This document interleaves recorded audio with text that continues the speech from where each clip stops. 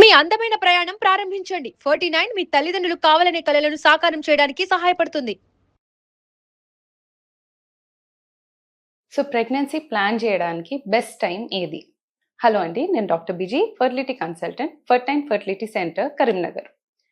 So అండం విడుదల టైంలో కలిసి ఉన్నట్టయితే ప్రెగ్నెన్సీ వచ్చే అవకాశాలు ఎక్కువ ఉంటుంది. ఈ టైంని ఫర్టైల్ విండో అని చెప్తాము. ఈ టైంని ఎట్లా కనుక్కోవాలి? So first thing, calendar method.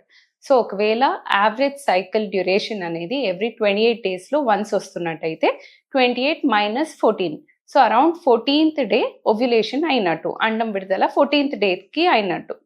So sperm అనేది 3 to 5 days వరకు బాడీలో బతుకుండొచ్చు.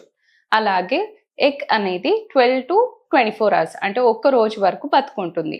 సో ఈ లెంత్ని తీసుకుంటే around 10th to 16th day ఈ లోపు కలిసి ఉంటే ప్రెగ్నెన్సీ వచ్చే అవకాశాలు హై ఉంటుంది. వేరే మెథడ్స్ ఏంటిది? సో క్యాలెండర్ మెథడ్ కాకుండా వేరేది సర్వైకల్ మ్యూకస్ డిశ్చార్జ్. సో ఒకవేళ డిశ్చార్జ్ అనేది చెక్ చేస్తూ ఉంటే కొంచెం జిగురుగా ఎగ్ వైట్గా మారుతుంది ఓవ్యులేషన్ వచ్చినప్పుడు. టెంపరేచర్ ఒక మైల్డ్ 0.5 degree అట్లా రేజ్ ఉండొచ్చు. That is after ovulation. కొందరికి అండం విడుదల టైంలో కడుపు నొప్పి అనేది తెలుస్తుంది. సో కొందరికి left side pain, right side pain అనేది డిఫరెన్షియేట్ చేయగలుగుతారు.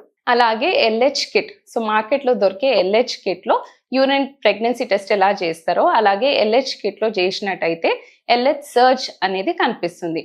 సో అది పాజిటివ్ వచ్చిన తర్వాత మినిమం ఒక 24 to 48 hours తర్వాత ఓవ్యులేషన్ అవుతుంది. క్లియర్ కట్గా తెలియాలి అంటే అల్ట్రాసౌండ్ మానిటరింగ్, అంటే అల్ట్రాసౌండ్లో చూసుకొని ఫాలికల్ అనేది గ్రో అవ్వడము, రప్చర్ అవ్వడము అనేది మనం విజువల్గా అల్ట్రాసౌండ్లో చూసినట్టయితే క్లియర్ కట్గా ఓవ్యులేషన్ అవుతుందా లేదా అని తెలుసుకోవచ్చు. సో ఓవ్యులేషన్ టైంలో కలిసి ఉండడం స్ట్రెస్ అనిపిస్తే మాత్రం ఫ్రీక్వెన్సీ ఎవ్రీ 2 daysలో వన్స్ కలిసి ఉన్నట్టయితే ఫర్టైల్ విండో ఖచ్చితంగా కవర్ చేయగలుగుతారు. Thank you.